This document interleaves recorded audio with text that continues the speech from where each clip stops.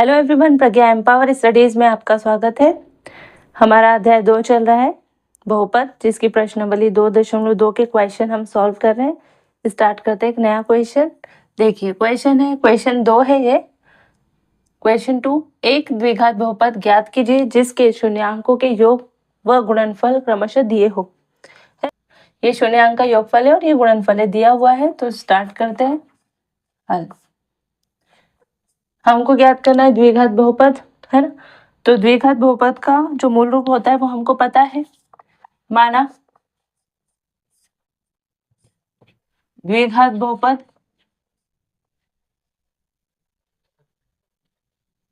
क्या होगा, ax² plus bx plus c है ना। अभी हमने मान लिया कि यही है, इसके गुणांक a b c है, ठीक है। और ये c क्या अचर पद है, तथा इसके शून्यांक क्या है, शून्यांक हमने मान लिया कि अल्फा तथा बीटा है, अल्फा और बीटा है, हमने मान लिया, है ना। ये शून्यांक का योग दिया है, शून्यांक का गुणनफल दिया क्या क्या है, शून्यांक का योग,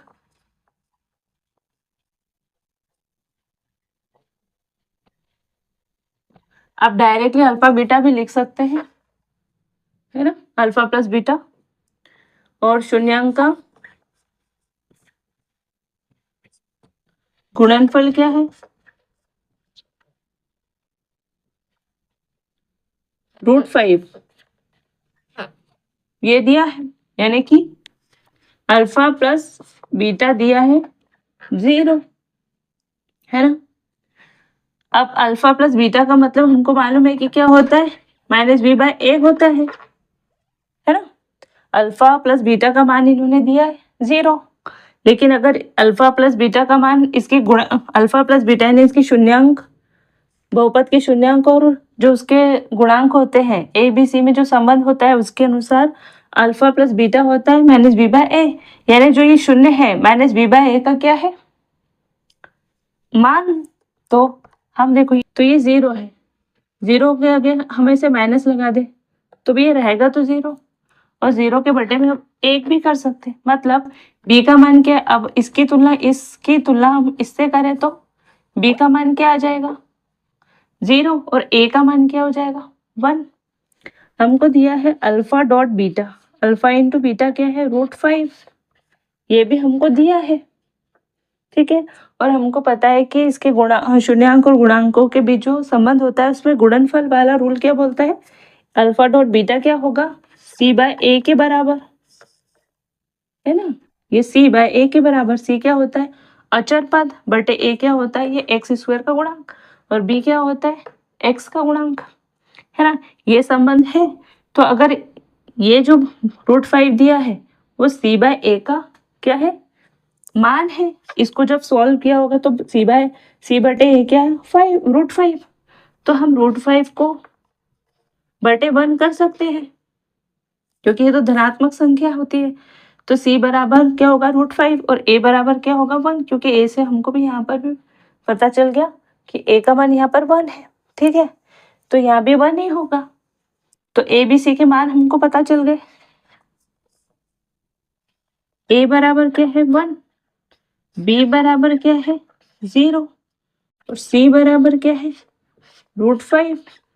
तो a b c के मान अगर हम इस बहुपद में रखेंगे जो हमने माना है तो क्या होगा, तो लिख दीजिए a b के मान बहुपद में रखने पर, तो a का मान क्या 1, तो लिखने की जरूरत नहीं है, तो x² हो जाएगा, है ना। ये 1 इंटू करेंगे तो कोई मतलब नहीं आता, x² प्लस b का मान क्या है 0 इंटू x प्लस c का मान क्या है √5।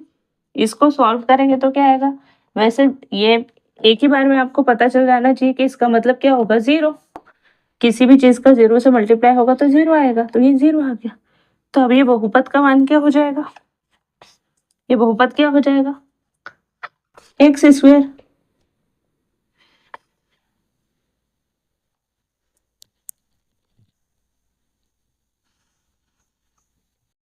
x² plus √5।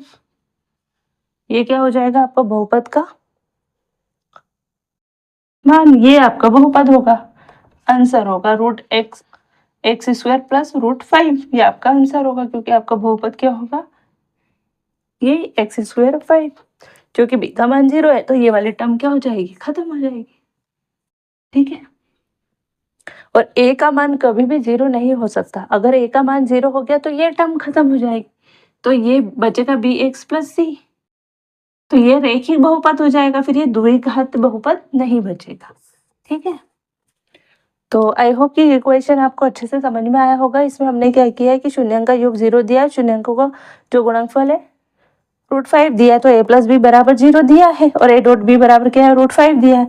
a plus B का मान शून्यांक और गुणांकों का जो संबंध होता है उस अनुसार क्या होता है, -b/a।